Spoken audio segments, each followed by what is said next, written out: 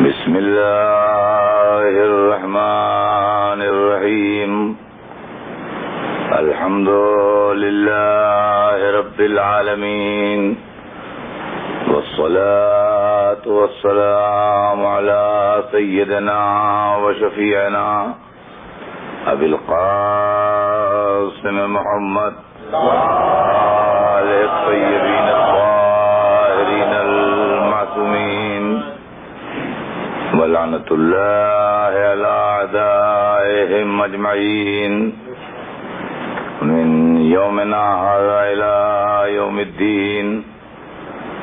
أما بعد فقد قال رسول الله صلى الله عليه وآله وسلم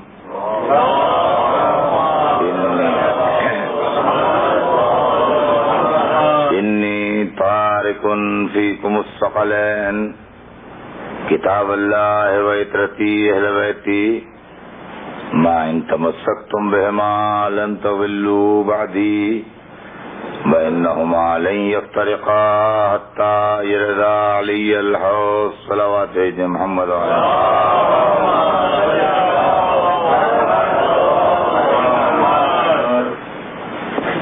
ارشاد حضرت جناب سرور کائنات ہے.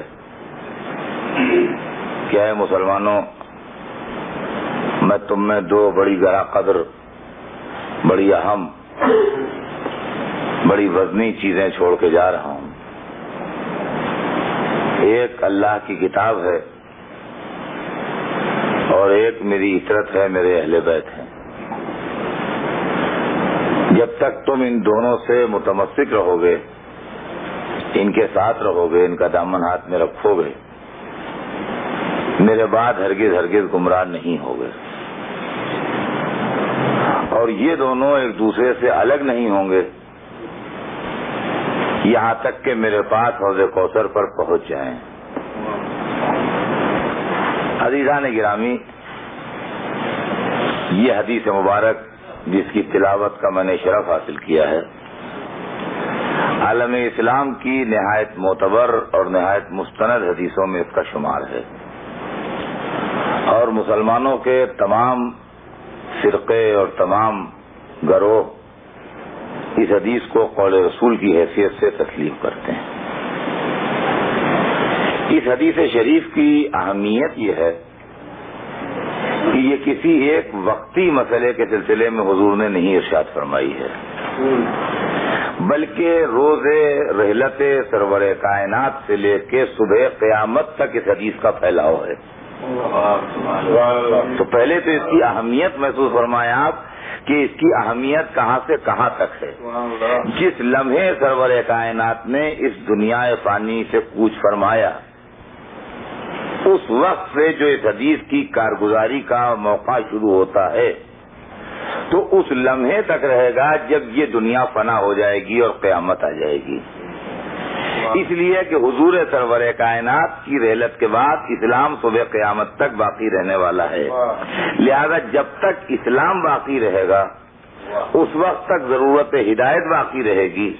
جب تک ضرورت ہدایت باقی رہے گی اس وقت تک یہ حدیث جو ہے یہ ہمیں روشنی دیتی رہے گی.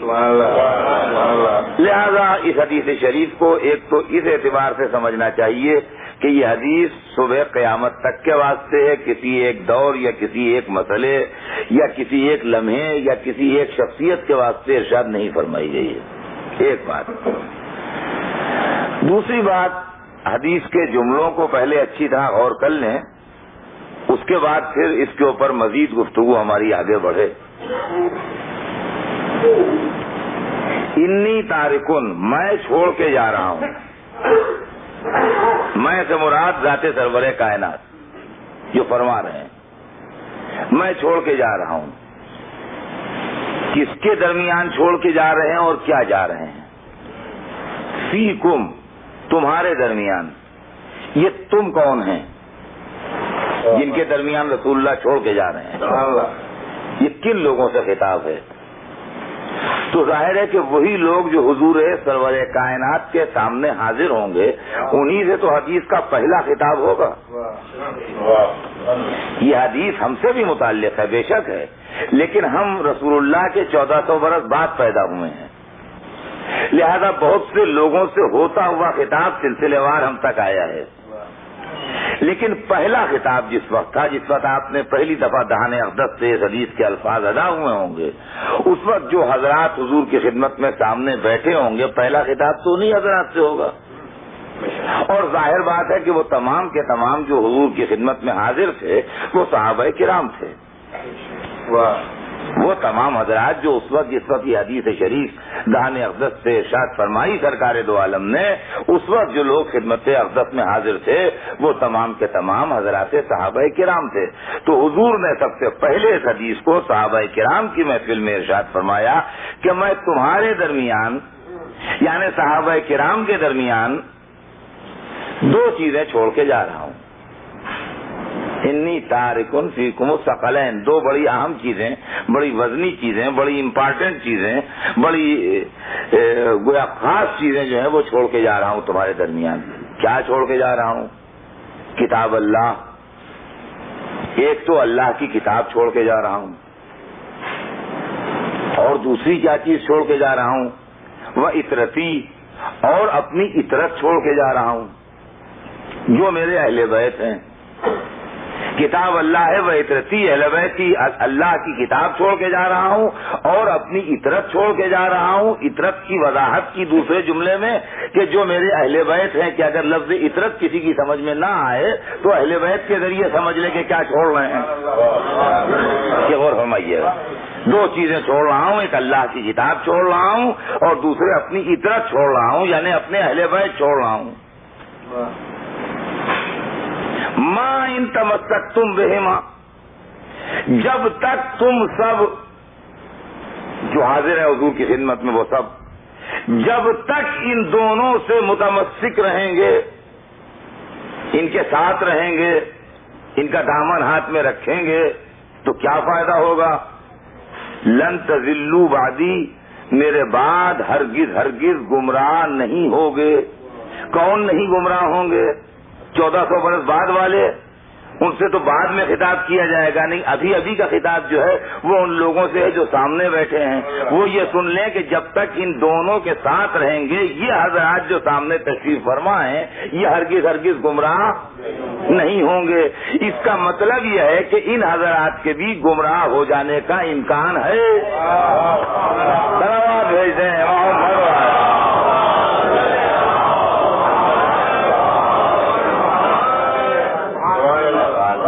کیا بات سمجھ لیجئے۔ اس کا مطلب یہ ہے کہ ان حضرات کے بھی گمراہ ہونے کی پاسبلٹی ہے۔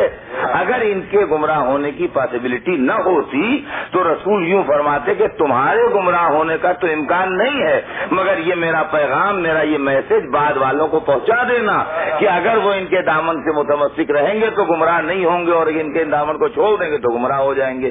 لیکن رسول نے ایسی کوئی کنڈیشن اور ایسی کوئی شرط حدیث شریف میں نہیں لگائی، بلکہ فرمایا جب تک تم ان سے متمسک رہو گے میرے بعد ہرگز ہرگز گمراہ نہیں ہو گئے۔ وَإِنَّهُمَا لَن يَفْتَرِقَا، اچھا آپ دو کے حوالے کیا ہے نا، ایک کے حوالے نہیں کیا ہے، لہذا دو کے حوالے کرنے میں خطرہ یہ ہے کہ ایک ادھر جانے لگے ایک ادھر جانے لگے۔ بھائی دو آدمیوں کے ساتھ ہم چلے، اب بعد میں ان میں ہو گیا اختلاف، ایک نارتھ کو جانے لگا ایک ساؤتھ کو جانے لگا، تو اب کیا کریں گے؟ ان کا نہیں، انہما لن یفترقا، یہ دونوں آپس میں ایک دوسرے سے الگ نہیں ہوں گے، یہ سمجھ لو۔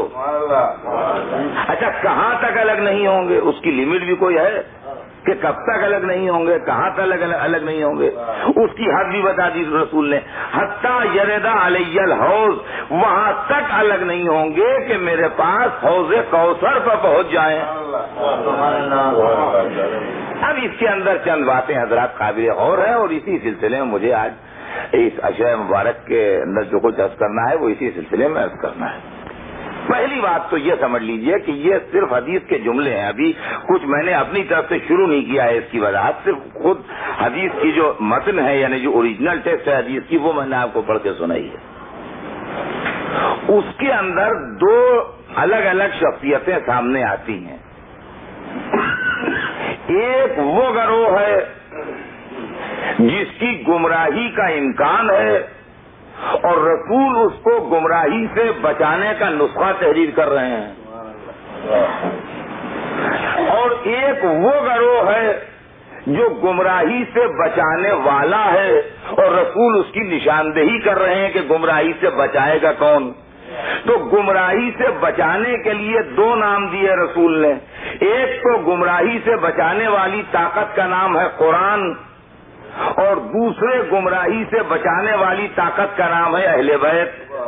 تو قرآن و اہل بیت تو ایک گروپ ہو گیا جس کا کام ہے گمراہی سے بچانا، امت ایک گروپ ہو گئی جس کا کام امکان ہے گمراہ ہو جانا اور بچے گی جب ان دونوں کے ساتھ رہے گی۔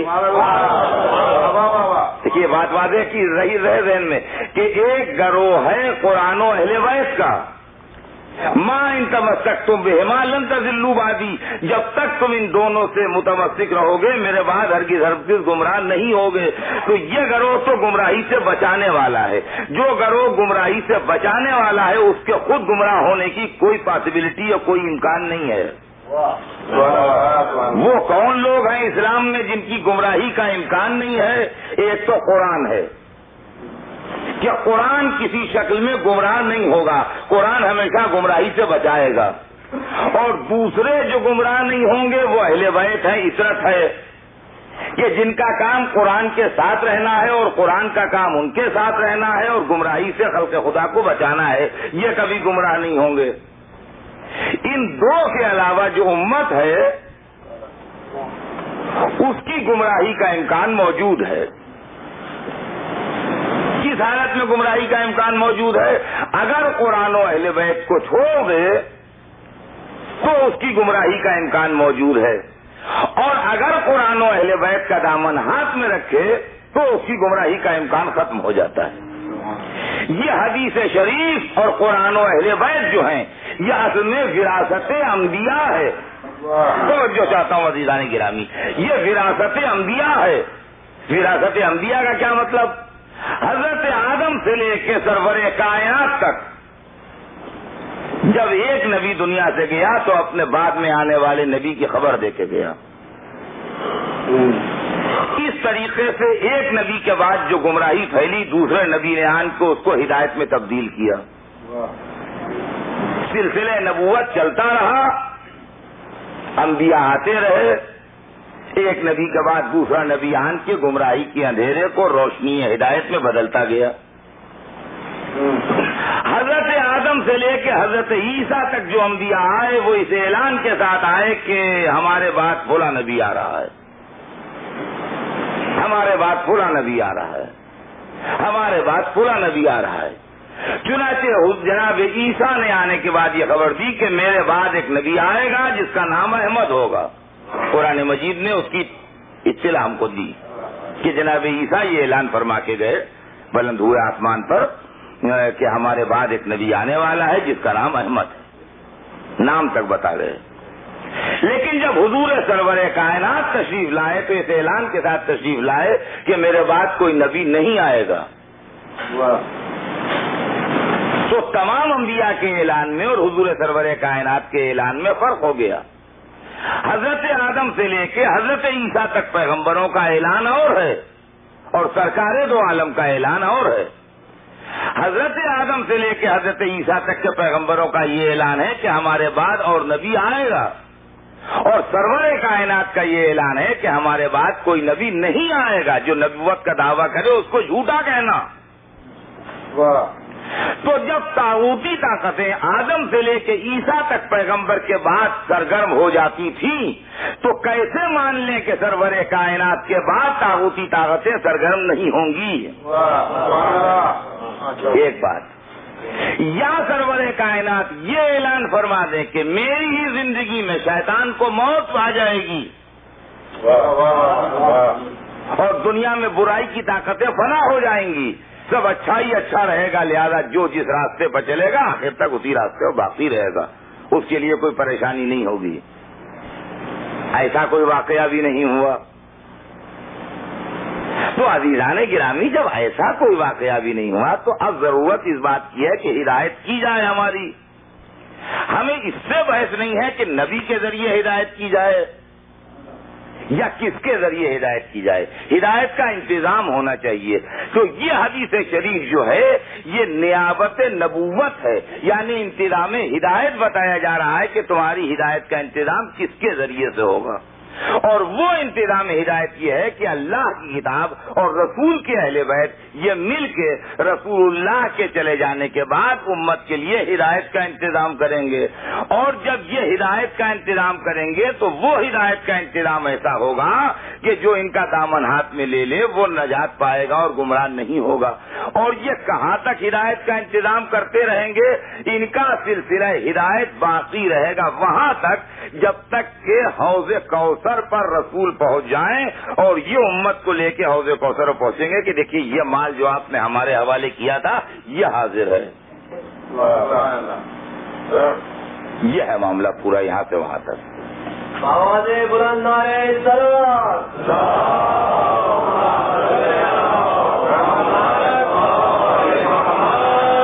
تو اب عزیزان گرامی یہ تسلسل ہدایت جو ہے یہ رحلت رسول سے لے کے حوض کوثر تک جانا چاہیے بغیر ایک منٹ کو بریک ہوئے. 2-3 باتیں ابتدائی آج پہلے دن کے بیان میں عرض کر دوں، اس کے بعد بیان ایک مسلسل عنوان کے تحت انشاءاللہ آگے بڑھے گا. پہلی بات تو یہ ہے کہ دو ایسے جن کے مزاج میں اختلاف ہو کبھی ساتھ نہیں رہ سکتے. یعنی عالم و جاہل کا ساتھ نہیں رہ سکتا. تھوڑی دیر رہے گا، بہت دنوں عالم و جاہل ایک ساتھ نہیں رہ سکتے ہیں، ایک دوسرے سے گھبرانے لگیں گے. اس کے ہر وقت کتاب دیکھتے رہنے سے یہ پریشان ہو جائے گا، اس کی ہر وقت کی جہالت کی باتوں سے وہ حیران ہو جائے گا. آخر میں ایک وقت ضرور ایسا آئے گا کہ بھائی تم الگ روم لے لو، ہم الگ روم لے لیں، ایک روم میں نہیں گزارا ہے. غریب و امیر ایک ساتھ جب چلیں گے تو زیادہ دنوں ساتھ نہیں رہے گا. ہو سکتا ہے بس پر، ریل پر، ہوائی جہاز پر تھوڑی دیر ساتھ ہو جائے، لیکن جب شہر پہنچے تو مالدار آدمی نے پوچھا یہاں اچھا 5 اسٹار ہوٹل کہاں ہے. غریب آدمی جو ہے وہ ایک سستا تھا کوئی ایسا ٹھکانا چاہتا ہے کہ جہاں تھوڑے پیسوں میں اس کی رات گزر جائے. تو اب دونوں کا راستہ الگ الگ ہو گیا. وہ کسی بڑے اچھے ہوٹل میں جائے گا اور یہ کسی معمولی سے ٹھکانے پر جائے گا جہاں اس کی غربت برداشت کر سکے اس رات کے کرائے کو. مثلا اور فرمایا ہم نے تو غریب و امیر جو ہیں وہ بہت دور ایک ساتھ نہیں جائیں گے، عالم و جاہل بہت دور ایک ساتھ نہیں جائیں گے، نیک کردار و بد کردار بہت دور ایک ساتھ نہیں جائیں گے. تو یہ اہل بیت و قرآن جو رحلت رسول سے لے کے صبح قیامت تک ایک ساتھ رہیں گے، تو اگر ان کے مزاج میں، ان کے چال چلن میں، ان کے کیریکٹر میں، ان کی سیرت میں، ان کے عمل میں فرق ہو تو اتنے دنوں ان کا ساتھ نبھے گا کیسے؟ غور طلب بات یہ ہے. لہذا ہمیں اہل بیت کے متعلق کچھ کہنے سننے کی ضرورت ہی نہیں ہے. جو یہ مسئلہ اٹھے کہ بڑھا دیا یا گھٹا دیا یا ان کے مقابلے میں یا ان کے مقابلے میں، اس سے کچھ مسئلہ ہی نہیں ہے. مسئلہ یہ ہے کہ ہم صرف قرآن کی اسٹڈی کرتے جائیں کہ قرآن کیا ہے. یہ بات خود بخود ثابت ہوتی جائے گی کہ اہل بیت کیا ہیں. فرمایا ہم نے ہمیں اہل بیت کے لیے اسٹڈی کرنے کی زیادہ ضرورت ہی نہیں ہے، اور زیادہ جھگڑا کرنا، زیادہ بحث کرنا، زیادہ اس مسئلے کو چھیڑنا کہ ایسے ہیں کہ ویسے ہیں، یوں ہیں کہ یوں ہیں، اس سب کی ضرورت کچھ نہیں ہے. صرف اتنی سی بات ہے کہ یہ معلوم ہو جائے کہ قرآن کیا ہے. تو پہلی چیز جو قرآن کے سلسلے میں سمجھ میں آ رہی ہے وہ یہ ہے کہ قرآن ہدایت ہے، ہدی للمتقین. متقین کے واسطے قرآن ہدایت ہے. تو قرآن کی ایک صفت یہ ہے کہ یہ ہدایت ہے، تو اس کا ساتھی بھی ہدایت ہونا چاہیے. تو سیدھی سیدھی باتیں ہم روزمرہ قرآن کے متعلق یہ اچھی طرح معلوم ہے، اور قرآن میں یہ بات لکھی ہوئی ہے کہ قرآن ہدایت ہے. تو قرآن کا ساتھی اگر ہدایت نہیں ہوگا تو دیر تک ساتھ نبھے گا نہیں. اس لیے کہ ہدایت و ہدایت کا ساتھ تو ہو سکتا ہے مگر ہدایت و ضلالت کا ساتھ نہیں ہو سکتا. لہذا اگر قرآن ہدایت ہے تو اہل بیت کو ہدایت ہونا چاہیے. ایک بات. دوسری بات, قرآن علم ہے. قرآن کو قرآن کے اندر علم کہا گیا ہے. بعد ما جاءک من العلم, بعد اس کے کہ آپ کے پاس علم آ چکا. اور تمام مفسرین یہ اقرائے ہیں کہ اس علم سے مراد قرآن ہے. تو قرآن کا ایک نام علم بھی ہے. قرآن جو ہے وہ علم ہے. تو قرآن کے ساتھی کو بھی علم ہونا چاہیے. اس لیے کہ علم و علم کا ساتھ نبھے گا, علم و جہل کا ساتھ نہیں نبھے گا. جی ہاں. ایک دوسری بات, دوسری صفت قرآن کی کہ وہ علم ہے تو اس کے ساتھی کو بھی علم ہونا چاہیے. قرآن نور ہے. قرآن ہی میں یہ سب قرآن کے نام ہیں, باہر سے نہیں سنا رہا ہوں میں. قرآن نور ہے تو قرآن کے ساتھی کو بھی نور ہونا چاہیے. اس لیے کہ نور و نور تو ساتھ رہ سکتے ہیں, نور و ظلمت بہت دیر ساتھ نہیں رہ سکتے. دیکھیے غور فرمائیے گا, قرآن نور ہے لہذا قرآن کا ساتھی بھی نور ہونا چاہیے. قرآن طہارت ہے. لا یمسہ الا المطہرون. قرآن طہارت ہے. صحف مطہرہ, قرآن کو طہارت کہا گیا ہے. تو قرآن طہارت ہے تو قرآن کا ساتھی بھی طہارت ہونا چاہیے. اس لیے کہ طہارت و طہارت کا ساتھ رہے گا, طہارت و نجاست کا ساتھ نہیں رہے گا. ہے نا. آواز بلند نعرہ صلوات.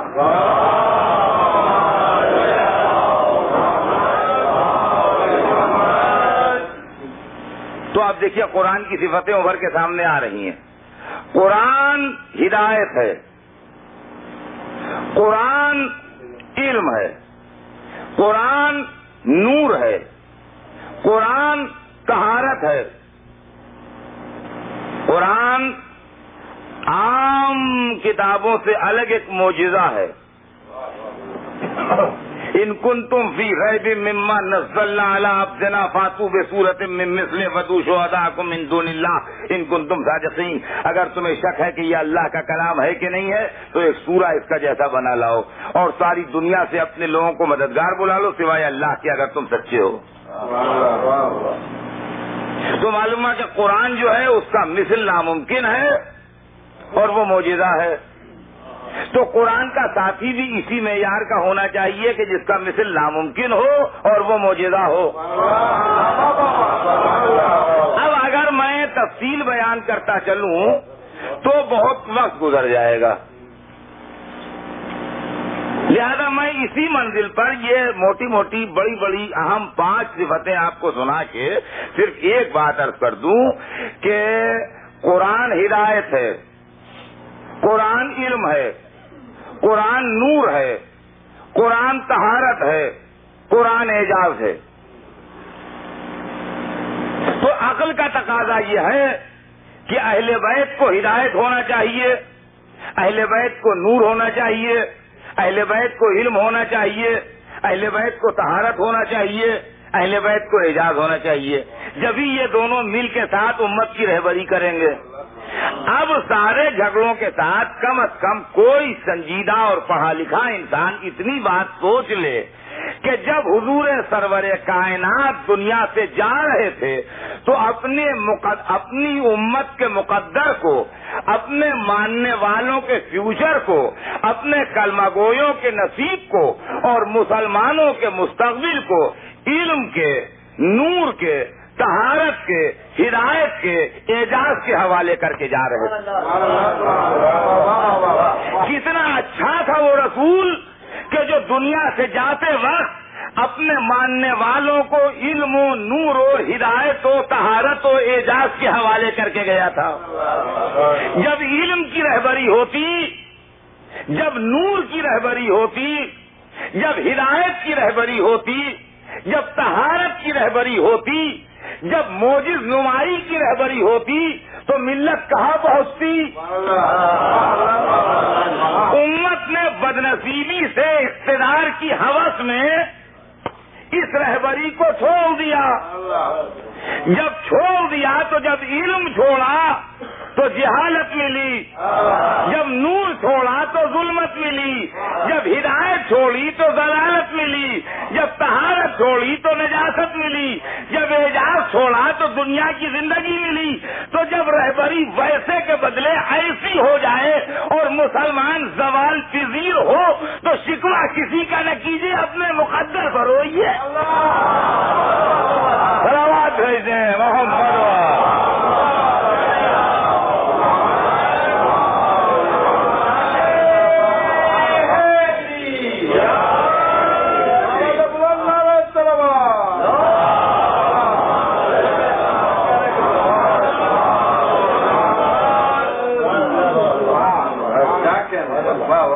اس کے اندر نہ اہل بیت کی بات ہے، نہ اس کے اندر کسی سے محبت کی بات ہے، نہ اس میں کسی سے دشمنی کی بات ہے، نہ تعلقات کی اچھائی نہ خرابی، ایسی ویسی کوئی بات نہیں. حضور سرور کائنات نے ایک راستہ بتایا کہ میں یہ کر کے جا رہا ہوں. کتاب اور اہل بیت، تو جیسی کتاب ہوگی ویسے اہل بیت ہوں گے، جیسے اہل بیت ہوں گے ویسی کتاب ہوگی. اب لوگ اہل بیت کو چھوڑ دیں، کتاب آپ سے آپ چلی جائے گی ساتھ ہاتھ سے. رہ گیا کتاب بغل میں ہونے سے کتاب ساتھ نہیں ہوتی. آپ کوئی بھی کتاب کسی لائبریری سے لا کے میرے ہاتھ میں دے دیجئے، میں نہ اس کو پڑھ سکتا ہوں، نہ اس کو سمجھ سکتا ہوں، نہ اس کا مطلب معلوم ہے، نہ اس کے معنی معلوم ہے. کتاب ہاتھ میں لیے بیٹھے ہونے سے کیا فائدہ ہے؟ تو بالکل بچوں کی سی باتیں ہیں، جاہلوں کی سی. ایک کتاب میرے پاس ان کا پڑھیے، ان کا نہیں آتی تو نہیں ہمیں پڑھنا. تو میں ایک بوجھا ہے جو لدا ہوا ہے، ایک بوجھ ہے جو لادے لادے ہاتھ میں گھوم رہے ہیں، اس لیے کتاب پڑھ تو سکتے نہیں، کچھ آتا واتا تو ہے نہیں. اور عزیزان گرامی، قرآن جب علم ہے، قرآن جب ہدایت ہے، قرآن جب نور ہے، تو یہ سمجھ لیجئے کہ جو جس اسٹینڈرڈ کا ہوتا ہے اس اسٹینڈرڈ کے آدمی سے باتیں کرتا ہے. ہر آدمی سے بات نہیں کرتا ہے. بے شک علم اخلاق کو سنوارتا ہے، لہذا یہ ممکن ہے کہ عالم اخلاقی اعتبار سے ہماری خیریت پوچھ لے، مزاج پوچھ لے، دو چار باتیں ہم سے کر لے، مگر عالم گھنٹہ دو گھنٹے بیٹھ کے کسی مسئلے پر ہم سے گفتگو نہیں کرے گا. اس لیے کہ وہ جانتا ہے کہ ہم بالکل جاہل آدمی ہیں اور ہم میں لیاقت نہیں ہے کہ ہم اس مسئلے پر گفتگو کر لیں. لہذا علم نے چونکہ اس کے اخلاق کو سنوارا ہے، لہذا جب ہم سامنے آئے تو ہمارے سلام کا جواب دے دے، ہم سے پوچھ لے کہ بھائی تم خیریت سے ہو، تمہارے بال بچے اچھے ہیں، سب گھر میں سب خیریت ہے، اور سب ملازمت تمہاری سب ٹھیک چل رہی ہے، کوئی پریشانی تو نہیں ہے، صحت وحت اچھی ہے. یہ دو چار سامنے کی باتیں جو ہیں، یہ اس نے اپنے مرتبے سے پست آدمی سے بھی علم کی روشنی کی وجہ سے اس کے اندر اتنا اخلاق ہے کہ اس نے پوچھ لیا. اس کے آگے اگر آپ چاہیں کہ ڈیٹیل میں آپ کی اس کی گفتگو ہو کسی مسئلے کے اوپر تو وہ نہیں بات کرے گا. اور جب اسی کا جیسا کوئی عالم مل جائے گا تو خوب گھل مل کے باتیں کیا کرے گا. تو عزیزان گرامی، قرآن ہمارے ہاتھوں میں ہے اور 2 4 10 20 چھوٹی موٹی باتیں ہم سے کرتا بھی ہے. 2 4 چھوٹی موٹی سامنے کی باتیں جو ہیں وہ قرآن ہم سے باتیں کرتا بھی ہے. ہم قرآن پڑھ کے اس کا مطلب نکال بھی لیتے ہیں. یہ اس کا اخلاق علمی ہے کہ جو ہمارے ایسے جاہلوں کو بھی منہ لگا لیتا ہے.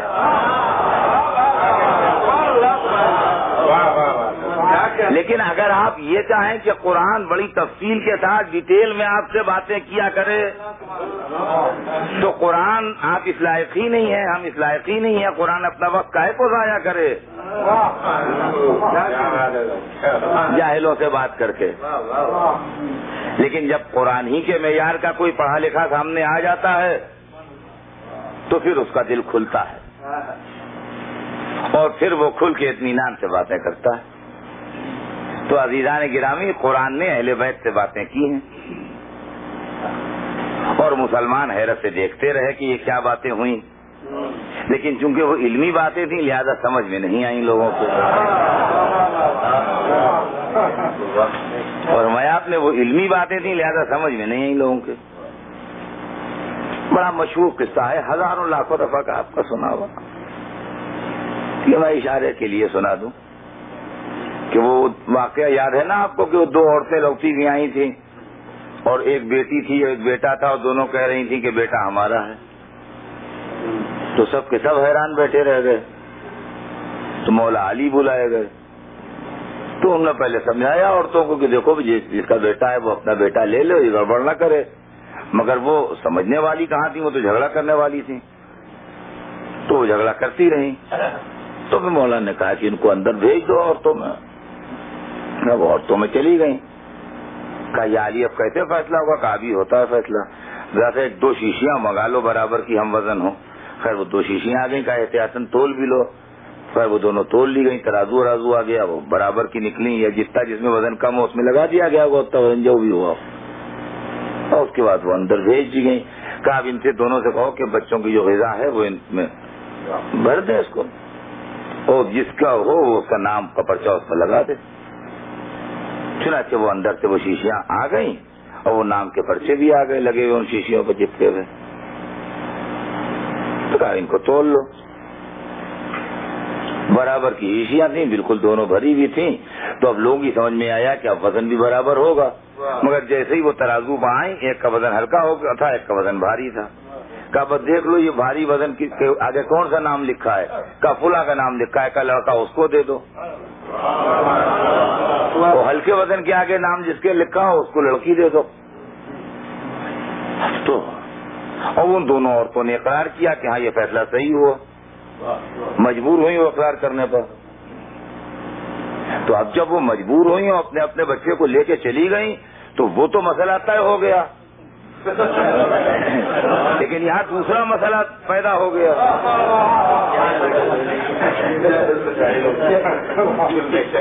اس کے اندر ایک چیز یہ بھی تو ہوتی نا، کسی معاملے میں ہم کچھ نہیں ہیں مگر خواہ کھڑے ہوئے بھائی کیا انتظام ہو رہا ہے، کیا ہو رہا ہے، تاکہ ہماری امپارٹینس معلوم ہو.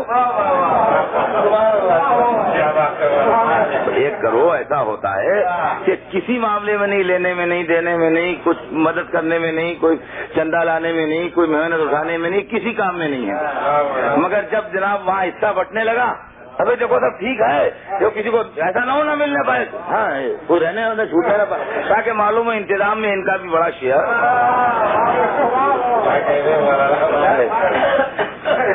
تو وہ تو مسئلہ تو طے ہو گیا سب.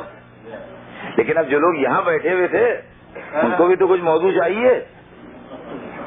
انہوں نے اپنا روب جمانے کے لیے علی یہ فیصلہ کیسے کر دیا آپ نے؟ کیا رسول بتا گئے تھے؟ یعنی تمہیں تو کچھ آتا جاتا نہیں ہے، جو رسول بتا گئے ہوں گے تو یہ کر دیا فیصلہ. ہاں کیا رسول بتا گئے تھے؟ تم نے فیصلہ کہاں سے کیا؟ تو بہت خاموشی سے جواب دیا قرآن سے کر دیا. قرآن سے میں نے یہ فیصلہ کر دیا. اب اس میں ایک سے ایک حافظ بیٹھے ہوئے تھے.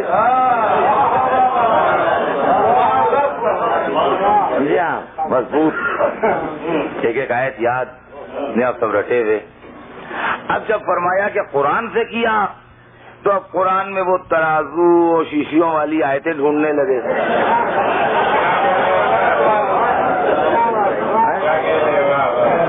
وہ کون سی آیت ہے جس میں وزن ترازو کا ذکر ہے، وہ کون سی آیت ہے جس میں شیشیوں کا ذکر ہے، یہ سب سوچا بھائی یہ سب ہوگا قرآن میں جبھی تو وہاں ہو تو ان کو نظر آئے. وہاں کچھ تھا ہی نہیں ویسا معاملہ. اب جب سارے قرآن کو انہوں نے اپنے ذہن میں ریپیٹ کر لیا، بولے یا علی قرآن میں کون سی آیت ایسی جس سے فیصلہ کر دیا، ہمیں تو سمجھ میں نہیں آ رہا ہے. تو وہی بات میں کہوں گا کہ قرآن ہر ایک کو منہ نہیں لگاتا ہے، جو اس کے اسٹینڈرڈ کا ہوتا ہے اس سے باتیں کرتا ہے. تو پھر مولا نے فرمایا کہ تم نے قرآن میں وہ آیت پڑھی ہے کہ مرد کا حصہ دو عورتوں کے برابر ہے؟ جی ہاں جی ہاں جی آج سامنے کی آیت ہے. اب سب اسی کو پڑھنے لگے. وہ آیت سب کو یاد تھی، وہ آیت سب کو یاد تھی. کہا جی ہاں یہ آیت ہے. یہ آیت ہے بے شک اس سے اس کا کیا مطلب؟ کہا بھی دیکھو سمجھ لو بات کو. جب مرد کا حصہ 2 عورتوں کے برابر ہے, لڑکے کا حصہ 2 لڑکیوں کے برابر ہے, تو یہاں بھی اس کا حصہ زیادہ ہونا چاہیے. چل گیا ہاں یا علی, یہ بات تو ہم نے سوچی نہیں تھی. سلام بھیجتے ہیں محمد.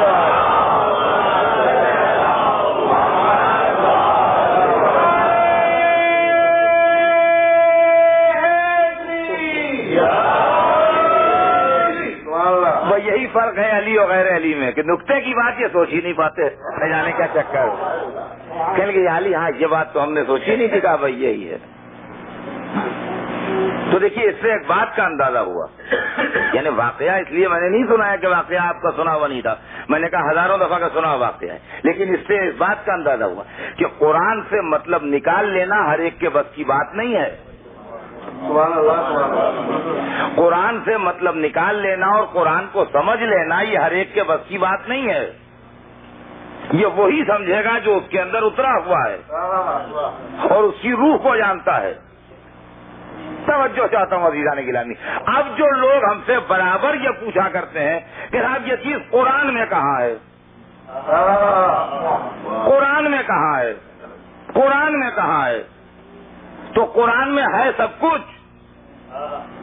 لا رد ولا یابس الا فی کتاب مبین, کوئی خشک و تر ایسا نہیں ہے جو کتاب مبین میں نہ ہو, مگر ہر ایک کو دکھائی نہیں دے گا. اس کے لیے اتنا علم چاہیے ہے کہ قرآن کے مطلب کو سمجھ سکے, اتنا علم ہر ایک کے پاس نہیں ہے. ہے سب کچھ قرآن میں.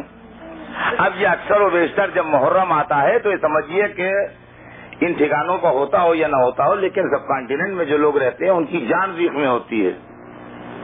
یہ قلم قرآن میں کہاں, یہ محرم قرآن میں کہاں ہے, یہ ماتم قرآن میں کہاں ہے, یہ مجلس قرآن میں کہاں ہے. اچھا, اور ایسے اسپینے الٹتے ہوئے قرآن میں کہاں ہے پوچھتے ہوئے آتے ہیں کہ جیسے جتنا قرآن میں ہے اس پر تو 100% ان کا عمل ہے. جتنا قرآن میں ہے اس کا تو ان سے چھوٹا نہیں ہے. بھائی اتنا تھا اور ٹکڑا دکھا دیجئے ان کو قرآن میں, تو یہ اس پر بھی عمل کرنے لگیں گے. میں جو تم کو دکھائی دے رہا ہے قرآن میں اس پر عمل کہاں ہے یہ بتاؤ پہلے. قرآن میں ہے کہ نماز واجب ہے, بالکل صاف صاف لکھا ہے نماز کی اہمیت. کیا مسلمانوں میں کوئی ایسا تو نہیں ہے خدا نخواستہ جس کی نماز ایک وقت کی قضا ہو جاتی ہو؟ قرآن میں صاف لکھا ہے کہ روزہ واجب ہے. کیا نصیب دشمنہ کوئی ایسا تو نہیں ہے مسلمانوں میں جس کا کبھی زندگی میں 1400 برس سے روزہ چھوٹا ہو؟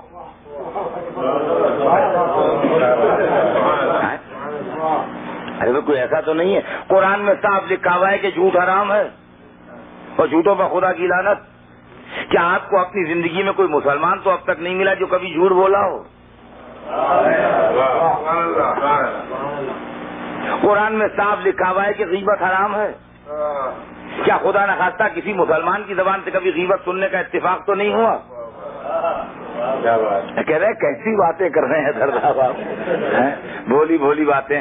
ارے غیبت کرنے میں بالکل اول نمبر, جھوٹ بولنے میں ڈسٹنکشن پائے ہوئے, توہم و صلات کو چھوڑ دینے میں ایکسپرٹ. قرآن میں تو لکھا ہے.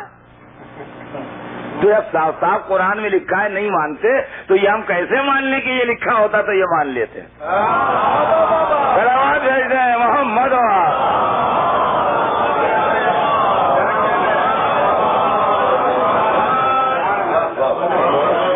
یہ میں دھوکہ دینے کی بات ہے,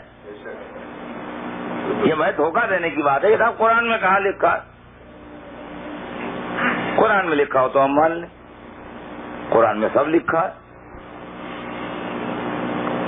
مجلس بھی لکھی ہے, ماتم بھی لکھا ہے, محرم بھی لکھا ہے, علم بھی لکھا ہے, تعزیہ بھی لکھا ہے, زری مبارک بھی لکھی ہے, تابوت مبارک بھی لکھا ہے, ذوالجناح بھی لکھا ہے, جو مجلس میں حصہ بڑھتا ہے وہ بھی لکھا ہے, جو چائے تقسیم ہوتی ہے مجلس کے بعد وہ بھی لکھا ہے, جو اس کے ساتھ کھانے کے لیے کچھ ملتا ہے 1 پیس وہ بھی لکھا ہے. سب لکھا ہوا ہے. لکھا کیوں نہیں؟ ایک چیز لکھی ہے قرآن میں. بھلا قرآن جیسی کتاب اس میں لکھا ہوا ہو. سمجھ بوجھ کے دعویٰ کیجیے گا, حافظ بھی بیٹھے ہوئے ہیں میں نے کہا بیٹھے رہا کرے، جب لکھا ہے تو لکھا ہے، اس میں جھگڑے کی کیا بات؟ کل لے آؤ بھائی قرآن، دکھائیں یہ کہاں لکھا ہے۔ آ گیا قرآن، کل یہ آیا نکالیے آیت، ہم نے کہا نکالتے ہیں، جب لکھا ہے تو گھبرانا کہے گا۔ کھولیے قرآن، وہ سا سورہ نکالیے جس کے اندر لکھا ہے مغرب کی 3 رکعت، عشاء کی 4 رکعت، سویرے کی 2 رکعت، اور روزے میں سگریٹ پینا حرام۔ وہ آیت ہے نا کہ روزے میں سگریٹ پینے سے روزہ ٹوٹتا ہے، وہ سب نکالیے، اور اس کے آگے کے لباس احرام 2 کپڑوں میں ہوتا ہے، ایک باندھا جاتا ہے، ایک اوڑھا جاتا ہے، وہ اسی کے آگے محرم بھی لکھا ہوا ہے، اسی کے آگے والی آیتوں میں ہے۔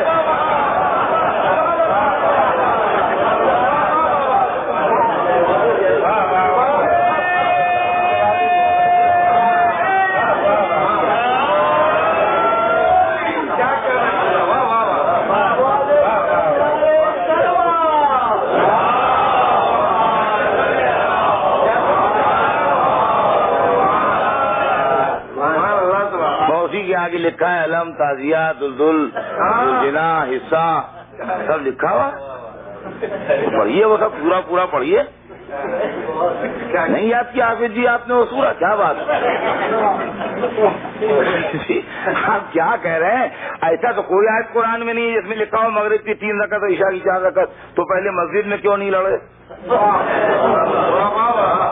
پہلے مسجد میں کیوں نہیں لڑے کہ جب تک قرآن میں لکھا نہیں دکھاؤ گے ہم نماز نہیں پڑھیں گے؟ اب ان کا تھا مسجد میں کیا لوگتے، اس پر تو عمل رسول دلیل ہے، تو اہل بیت کے معاملے میں عمل رسول نظر نہیں آیا۔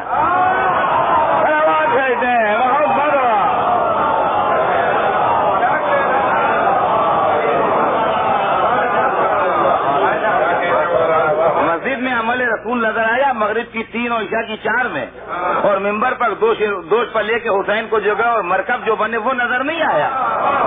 وہ عمل رسول ملاحظہ نہیں فرمایا شاید آپ نے؟ کون سی بات ہے؟ لکھا تھا بھائی میاں، اور پھر کہتا ہوں لکھا ہے، ممبر پر کہتا ہوں لکھا ہے، ریکارڈ ہو رہی ہے تقریروں کہتا ہوں لکھا ہے۔ ایسے نہیں کوئی بوکھلا کے یا ناسمجھ بچوں کی طرح نہیں کہہ رہا ہوں کہ لکھا ہے، لیکن ہر ایک کو نظر نہیں آئے گا۔ جیسے مولا علی نے جو فیصلہ کیا تو قرآن میں دکھا دیا، لیکن جب تک علی نے اس منظر کو پیش نہ کر دیا، اس آیت کو واضح نہ کر دیا، بڑے بڑے صحابہ کرام کی سمجھ میں نہیں آیا کہاں لکھا ہے۔ تشریف فرما تھے مسجد میں جو حضرات، ان کی سمجھ میں نہیں آ پایا، حالانکہ ان کے سامنے قرآن نازل ہوا تھا، حضور کے ساتھ رہے تھے، مگر نہیں سمجھ میں آیا۔ تو آج کے جاہل مسلمان کی سمجھ میں کہاں سے آئے گا جب ان بزرگان اسلام کی سمجھ میں نہیں آیا؟ تو حضور بات یہ ہے کہ کچھ چیزیں ایسی ہوتی ہیں کہ جو آدمی کو دیکھا اور پہچان لیا۔ ان کا وہ ہے سفید ہے داڑھی ان کی، تلا صاحب ہے، سولا رنگ ہے، گورا رنگ ہے، موٹے ہیں، دبلے ہیں، بلند قامت ہیں، پستہ قامت ہیں، آنکھیں ایسی ہیں، ناک ایسی ہے، چہرے کی جو کیفیتیں ہیں وہ سب بتائی جاتی ہیں کہ نہیں؟ اس سے ایک دوسرے کو پہچان لیتے ہیں۔ تو یہ تو ہر ایک کو نظر آ گئی بات۔ اب وہی صاحب ساتھ میں بیٹھے چائے پینے کے لیے، کہنے لگے ہماری چائے میں شوگر نہ ڈالیے گا۔ کیوں خیریت؟ نہیں میں ڈائبٹک ہوں، کچھ شوگر استعمال نہیں کرتا ہوں۔ اچھا شکر آتی ہے آپ کو؟ ہاں۔ کیسی ہے؟ دانے دار شکر ہے، بڑی شکر ہے، سفید شکر ہے، اجلی ہے، میلی ہے، کون سی شکر ہے؟ اور ایسا تو نہیں کہیں خدا نخواستہ گڑ آتا ہو آپ میں پبلک میں اونچے ہونے کے لیے، بڑا بننے کے لیے کہتے ہوں شکر آ رہی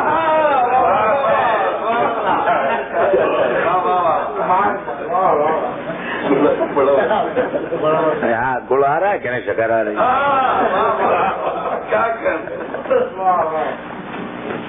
کیا ہے؟ ہم بھی دیکھیں تو معلوم ہے جسم میں، مگر نظر نہیں آ رہی ہے۔ کھانا کھانے بیٹھے، ان کا بسم اللہ ان کا نہیں، میرے لیے تو الگ آئے گا. خیریت؟ کہنے کہ ہاں وہ کیا عرض کروں، بلڈ کولیسٹرول ہے، یہ ہے، میں تو بوائلڈ کھاتا ہوں، تو یہ سب نعمتوں سے محروم ہو گیا ہوں. تو کیسی چکنائی ہے آپ کے خون میں، اصلی کی ہے کہ ڈالڈا ہے کہ ویجیٹیبل آئل ہے؟ کون سی چکنائی ہے، کیسی چکنائی ہے؟ ہم بھی دیکھیں. میرا یہ سبجیکٹ نہیں ہے نا، میں اس کے متعلق زیادہ جانتا ہوں، مگر ایک عام بات جیسے سبھی آپ سبھی جانتے ہیں، جیسے اتنا میں بھی جانتا ہوں کہ آدمی کے جسم میں سارے منرلس ہیں. شکر بھی ہے اس کے اندر، اور نمک بھی ہے اس کے اندر، اور چکنائی بھی ہے اس کے اندر، اور کاپر بھی ہے اس کے اندر، اور گولڈ بھی اس کے اندر ہے، اور سلور بھی باڈی کے اندر ہے، ہر چیز ہے باڈی کے اندر. لیکن وہ دکھائی نہیں دیتی ہے ہر ایک کو، ہر ایک کو دکھائی نہیں دیتی ہے. لیکن وہی پیتھالوجسٹ کو سب کچھ دکھائی دے جاتا ہے. اور جب وہ رپورٹ بنا کے دیتا ہے تو ایک ایک چیز، اور اس کا وزن، اور اس کی مقدار، اور اس کا پرسنٹیج، اور اس کا سب کچھ بتا کے دے دیتا ہے. تو معلوم ہے باڈی میں ہے سب کچھ، مگر ان آنکھوں سے سب کچھ نہیں دکھائی دے گا، کچھ دکھائی دے گا. ویسے قرآن میں ہے سب کچھ، ان آنکھوں سے سب کچھ نہیں دکھائی دے گا، کچھ دکھائی دے گا. جس طریقے سے پیتھالوجسٹ کی آنکھ دیکھ لیتی ہے کہ باڈی میں کیا ہے، ویسے معصوم کی آنکھ دیکھتی ہے کہ قرآن میں کیا ہے.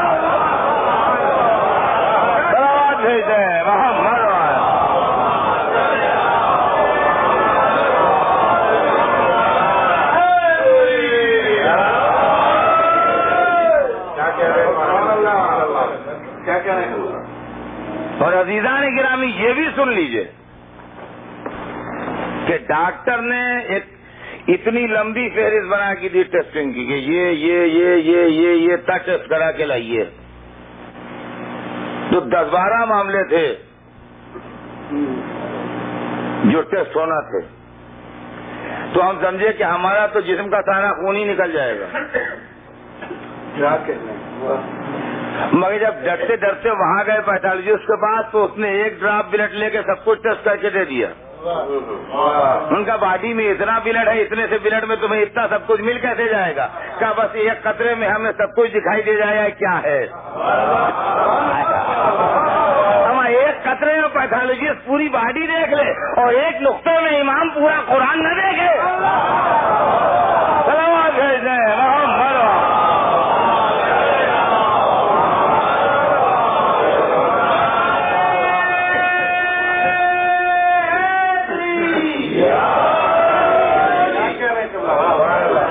قرآن اور قرآن کے ساتھی، قرآن اور اہل بیت، ان دو کے حوالے کیا ہمیں سرور کائنات نے کہ ہم ان دو کے حوالے کر کے تمہیں جا رہے ہیں. عزیزان گرامی، قرآن کو سب جانتے ہیں، حالانکہ سمجھتے ہیں یا نہیں سمجھتے ہیں، مانتے ہیں یا نہیں مانتے ہیں، یہ ایک الگ مسئلہ ہے. لیکن بہرحال قرآن کو سب جانتے ہیں. اہل بیت کون ہیں یہ بھی سب جانتے ہیں، سمجھ لیجیے. ایسا کوئی بھولا نہیں ہے جو جانتا نہ ہو، مگر یہ بات منہ سے نکالتے نہیں ہیں. تو پہلی بات تو آج کی مجلس کے سلسلے میں یہ واضح ہو جائے کہ امت الگ چیز ہے، اہل بیت الگ چیز ہے. لہذا اہل بیت کو امت کے ساتھ اور امت کو اہل بیت کے ساتھ کبھی ملا کے کمپیئر نہ کیجیے. جس طریقے سے آپ اپنے سے قرآن کو نہیں ملائیں گے اور قرآن کو اپنے سے بہتر اور اپنے سے افضل سمجھتے ہیں، ویسے ہی اہل بیت کو بھی اپنے سے نہ ملائیے، اپنے سے بہتر و افضل سمجھیے. اس لیے کہ امت وہ ہے جو ہدایت پانے کے لیے آئی ہے، اہل بیت وہ ہے جو ہدایت دینے کے لیے آئی ہے.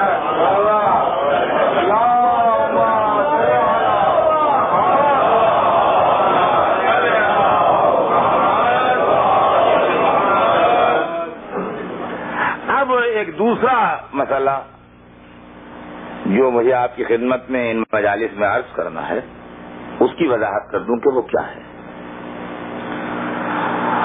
اور وہ یہ ہے کہ اہل بیت علیہم السلام نے کس طرح رہبری فرمائی. قرآن تو ایک کتاب ہے، یہ تو اللہ کے احکام اس کے اندر ہیں، ارشاد پروردگار اس کے اندر ہے. اہل بیت اس قرآن سے مطلب نکال کے بیان کریں گے. اہل بیت افراد ہیں، شخصیتیں ہیں. جو رہبری کریں گے ہماری، تو مختلف ادوار تاریخ میں رسول اللہ کے بعد سے لے کے اور غیبت کے شروع ہونے تک اہل بیت نے کس طرح رہبری کی ہے مختلف زمانوں میں.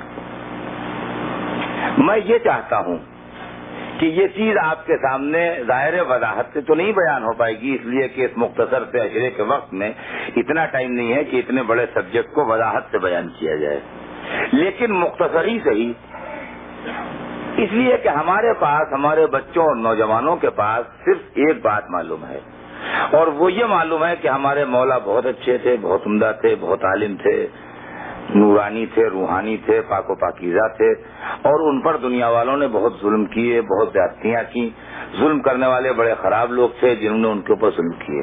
لیکن اس کے علاوہ ٹائم ٹو ٹائم مختلف زمانوں میں، مختلف ادوار تاریخ میں اماموں کے اوپر کون کون سے وقت پڑے اور کس طریقے سے انہوں نے ان حالات کا مقابلہ کیا، یہ تمام چیزیں جو ہیں یہ سمجھنے کے قابل ہیں اور غور طلب ہیں.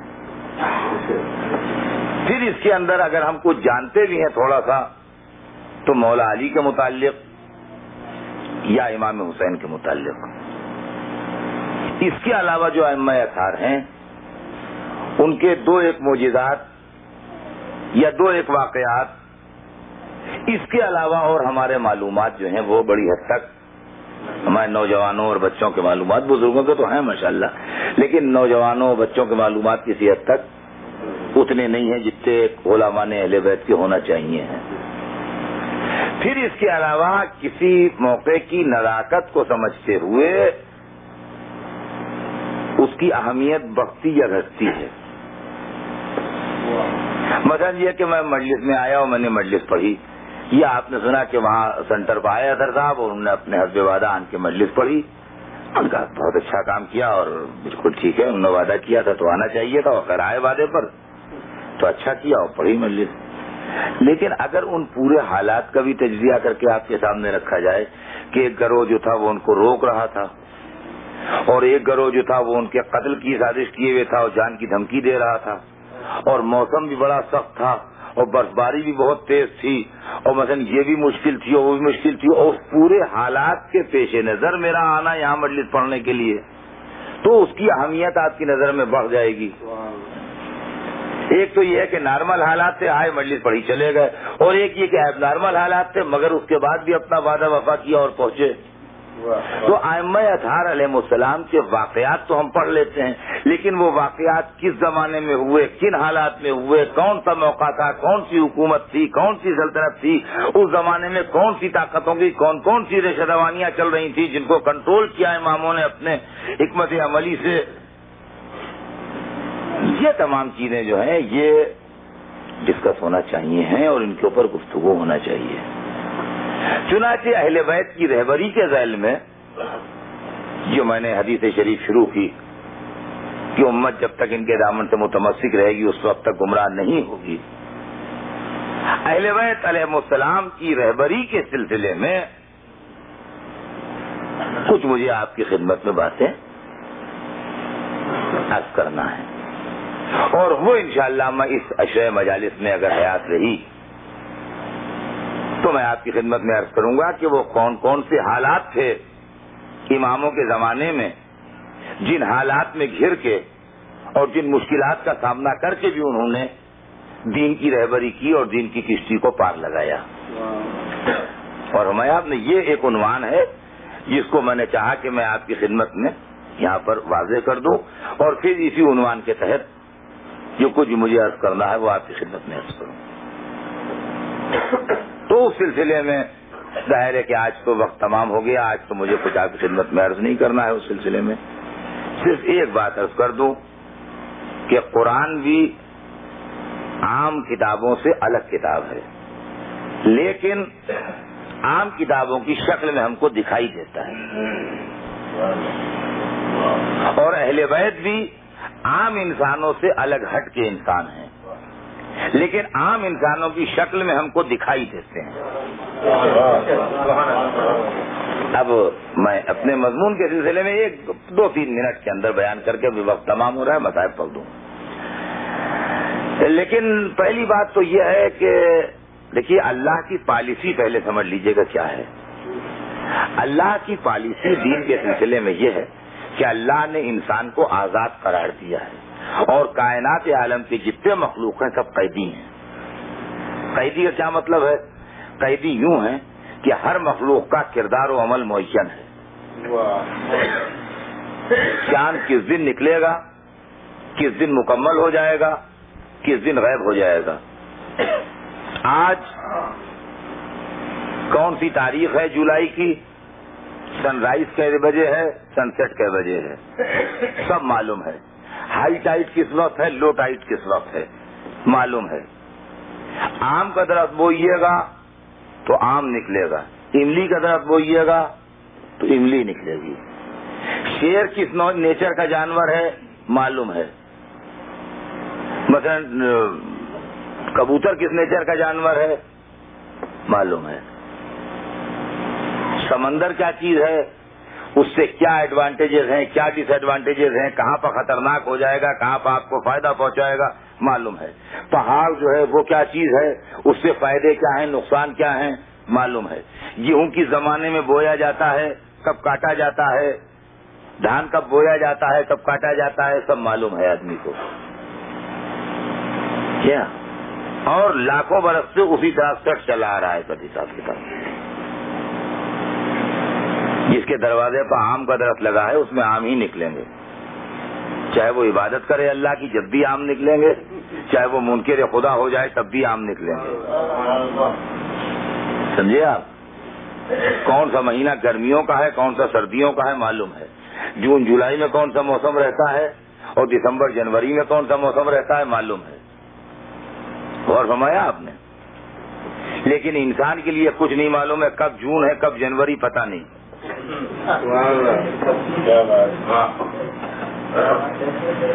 فرمایا ہم نے لا کی عبادتیں کیجئے. آپ کے دروازے پر جو املی کا درخت ہے اس میں آم نہیں نکلیں گے. بڑے مومن تھے، نماز شب پڑھتے تھے رات کو درخت کے نیچے رو رو کے. اللہ نے نماز دی، آپ کی آم ہی آم آئے ان کی املی میں. خود بھی کھائے، محلے میں بانٹے بھی، اور اس کے بعد جب جائیے صاحب ان کی یہاں اتنے آم سامنے لا کے رکھ دیتے تھے. کہتے بھائی دیکھو لگا کھڑا ہے درخت، اتنے آم آئے ہیں. اور کہنے لگا صاحب پکا بے نمازی مکار. نتیجہ یہ ہوا کہ سارے آم املی بن گئے، ایک آم نہیں نکلا، پورے باغ میں املی ہیں املیاں. یہ کبھی دنیا میں نہ ہوا ہے نہ آئندہ قیامت تک ہوگا. لیکن نیک کے گھر میں بد بھی پیدا ہوتا ہے، بد کے گھر میں نیک بھی پیدا ہوتا ہے. یہ روز کا تماشا، سمجھے آپ؟ یہ روز کا تماشا ہے. تو انسان کو اللہ نے آزاد رکھا ہے. نہ کوئی ایسا عمل کیا جائے گا، توجہ سنیے گا، جو زبردستی ہم کو کھینچ کے جنت میں لے جایا جائے، اور نہ کوئی ایسا عمل ہوگا کہ ڈھکیل کے جہنم میں بھیجا جائے. لہذا اگر کتاب اس نورانیت کے ساتھ آ جائے جو اس کی اصلی نورانیت ہے تو ہم بوکھلا کے کلمہ پڑھ لیں گے، دماغ استعمال نہیں کریں گے. اور اگر رہبر اس نورانیت کے ساتھ آ جائے جو اس کی اصلی نورانیت ہے تو ہم اس کے جسم کی چمک دمک کو دیکھ کے مسلمان ہو جائیں گے. ہم اپنے دماغ کو استعمال نہ کر پائیں گے. سمجھے آپ کے معلوم ہوا کہ رسول اللہ تشریف لائے تو معلوم اس مٹیریل سے بنے ہوئے ہیں جس سے سورج بنا ہوا ہے. تو رات کو 12 بجے اس بستی میں پہنچے، وہاں سے دن ہو گیا. ان کہا رہے بھائی یہ ایک ہی دن کیسے ہو؟ کہا تو معلوم نہیں رسول تشریف لائے. تو جمال و جلوے کو دیکھ کے کلمہ پڑھ لے گا. اس نے عقل کہاں استعمال کی اور فکر کہاں استعمال کی؟ جبکہ مقصد پروردگار یہ ہے کہ ہم اپنے پیروں سے جنت میں جائیں. اچھا مشکل کیا ہے بھئی؟ یہ سن لیجیے آج بات تمام ہو جائے. مشکل کیا ہے؟ مشکل یہ ہے کہ اگر رہبر ہمارا ہی جیسا بنایا جائے تو جو اس کے ذمہ کام ہے وہ پورے نہیں کر پائے گا. اگر جس مال سے بنا ہے نور اس کے ساتھ آ جائے تو پالیسی کے خلاف ہو جائے گا. اب قرآن کیا ہے سن لیجئے. لو انزلنا هذا القرآن على جبل لرأيته خاشعا متصدعا من خشیۃ اللہ. یہ قرآن وہ ہے کہ اگر ہم پہاڑ پر نازل کر دیتے تو تم دیکھتے کہ پہاڑ خوف خدا سے سرما ہو گئے. اور یہاں تو یہ میز پر رکھا ہوا ہے اور یہ ابھی تک سرما نہیں ہوئی.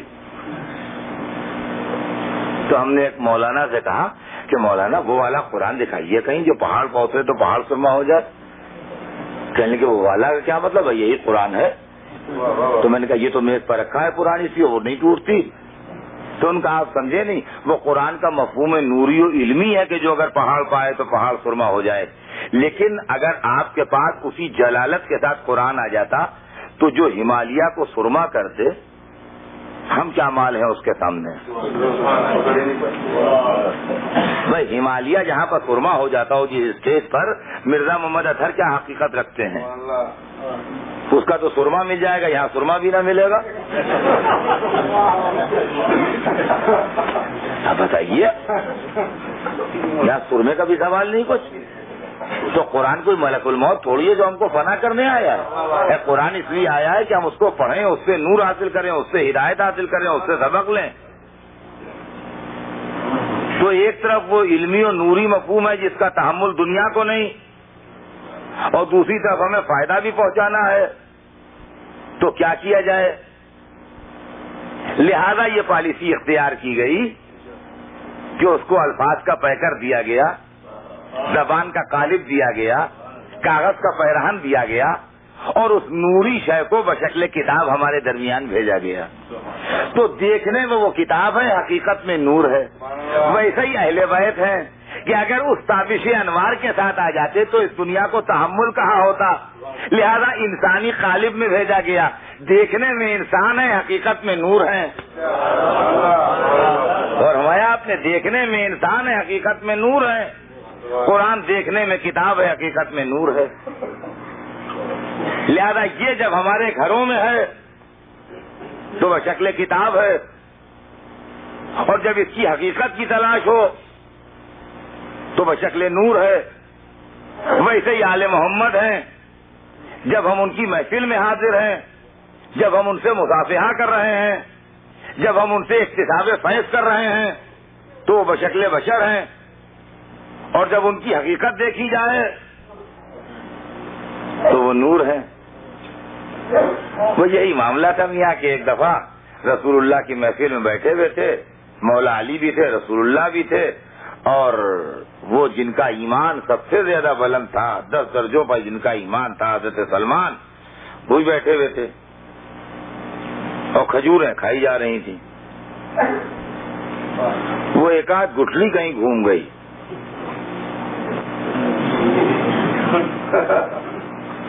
تو بڈھے کا نیچر یہ ہوتا ہے کہ جوان سے بھڑکتا ہے. یہ بات جب داڑھی میری سفید ہو گئی جب ہی میں نے کہنا شروع کی ہے. تو وہ سلمان فوراً ان کو احساس ہوا اس کا. مومن ہونا الگ بات ہے, ہیومن نیچر الگ بات ہے. کہ آپ مجھ بڈھے سے مذاق کرتے ہیں. انہوں نے ایسا جواب دیا کہ اور بڈھا جل والا جائے. کہ کیا بہت بڈھے ہو گئے ہو؟ اب آپ بتائیے 25-26 برس کا ایک آدمی 200 برس کے آدمی سے کہہ رہا ہے کیا بہت بڈھے ہو گئے ہو, اس کی کیا حالت ہو جائے گی. جی کتنے برس کا ہوں. جب انہوں نے بوکھلا کے اپنی صحیح عمر بتا دی تو مولا علی کہنے لگے کہ وہ آدمی یاد ہے تمہیں جس نے تمہیں ایک دفعہ جنگل میں شیر سے بچایا تھا. بس یہ ہاں جی جی جی. اب لفظیں نہیں نکلتی منہ سے, ایسے ان پر حیرت طاری ہوئی. جی ہاں یاد تو ہے, مگر آپ سے کس نے بتایا؟ وہ تو بہت میری نوجوانی کا ذکر ہے, آپ کی پیدائش سے بہت پہلے کا ذکر ہے. وہ تو آپ کو بتایا کس نے؟ مجھے اس آدمی کی اور میرے اور خدا کے سوا کسی کو معلوم ہی نہیں, میں نے منہ سے نکالا ہی نہیں تھا آج تک. یہ آپ کو پتا کیسے لگا؟ اب یہ ہائے ہائے کر رہے ہیں. انہوں نے کہا تمہارے پاس کچھ تھا نہیں اس وقت اس کو تحفے میں دینے کے لیے, تو جنگلی پھول کھلے ہوئے تھے, تم نے جنگلی پھولوں کا گلدستہ بنایا, کہا تھا یہ قبول کر لیجئے. یہ بالکل اور ان کی کپ کپی ہونے لگی ہے, یہ حالت, یہ ہاتھ پیر کانپنے لگے. کہ فرمایا بالکل صحیح آپ نے، مگر یہ آپ کو یہ سب کس نے بتا، کس نے دیا؟ وہ بات تو صحیح ہے، بے شک دیا تو تھا میں نے۔ وہ اتنا کہتے کہتے ہم نے ابا کے اندر ایسے ہاتھ ڈال کے نکالا تو پھول ہاتھ میں تھے، کہنے بھائی دیکھو یہی تو نہیں تھا،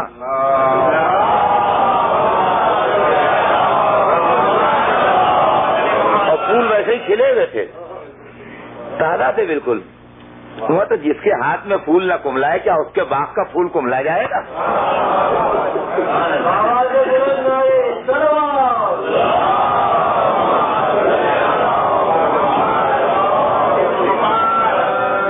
تو یہ معجزہ نہیں ہے، یہ کوئی حیرت کی بات نہیں ہے جو قیاس سے آگے بڑھا دیا۔ قرآن کے ساتھی کو ایسا ہی ہونا چاہیے،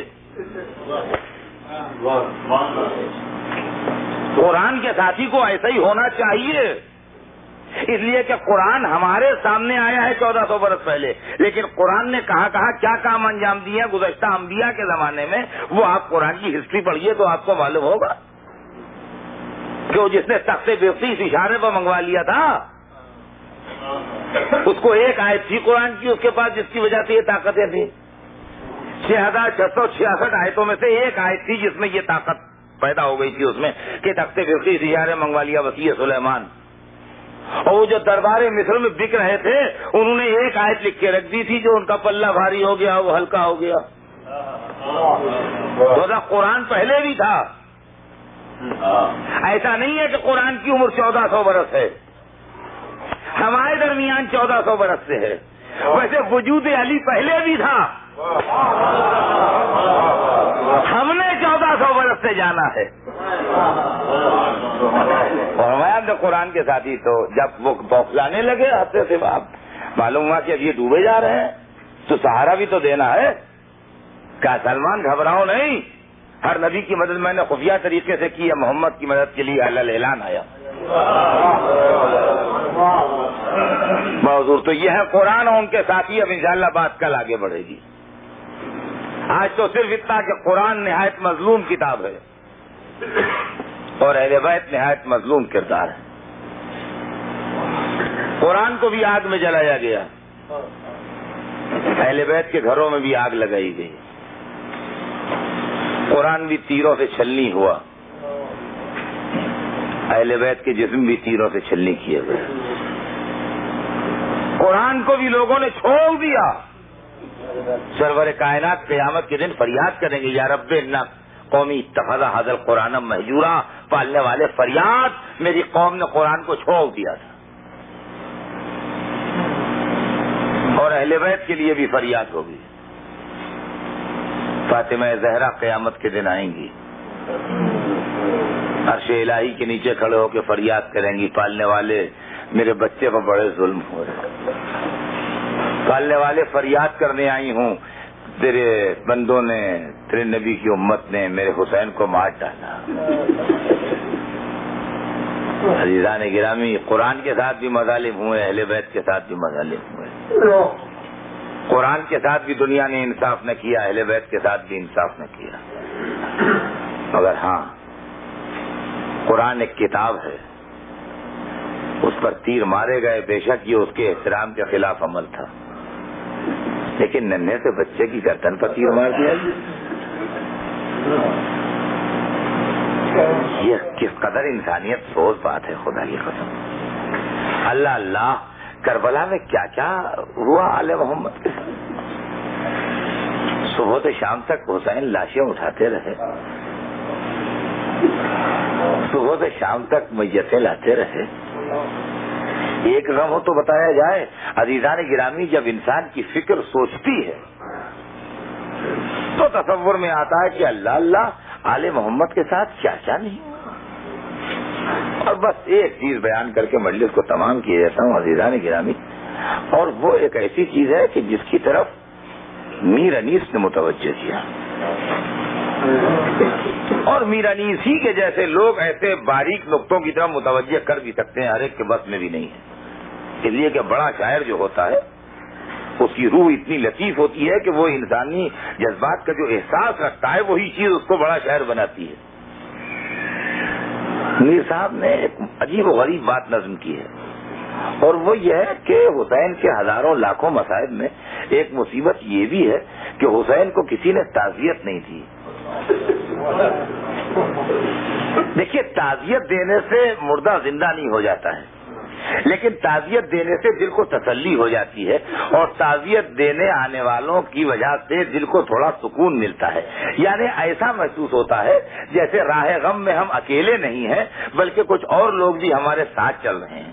ورنہ ہر سمجھدار آدمی یہ جانتا ہے کہ اگر صبح سے شام تک 50 آدمیوں نے آن کے اس کے پاس تعزیت ادا کی ہے تو اس کا وہ باپ یا اس کا وہ بھائی یا اس کا وہ دوست جو مر گیا ہے وہ ان 50 آدمیوں کی تعزیت ادا کرنے سے 5 منٹ کے لیے بھی زندہ ہو کے نہیں آ جائے گا. یہ اچھی طرح اسے معلوم ہے, لیکن اس کے بعد بھی تعزیت دینے والوں کے تعزیت دینے سے دل کو ذرا سی تسلی ہوتی ہے. کربلا میں ایک عجیب و غریب واقعہ عزیزان گرامی یہ ہوا کہ سیدہ کے لال کو کسی نے تعزیت نہیں دی. تو حسین کے غموں میں ایک غم یہ بھی شامل ہے کہ اتنے بڑے بڑے واقعات ہو گئے لیکن کسی نے تعزیت نہ دی. اس چیز کو میر انیس نے اپنے بند کی بیت میں نظم کیا ہے, خود امام علی مقام کی زبانی. بس وہ 2 مصرے سن لیجئے اور میں مجلس کو تمام کر دوں کہ امام علی مقام کی زبانی میر صاحب نے کیوں کر نظم کیا ہے کہ تعزیت نہیں ادا کی گئی. گویا امام علی مقام فرماتے ہیں اس واقعے اور اس مصیبت کا اظہار کرتے ہوئے کہ عباس مر گئے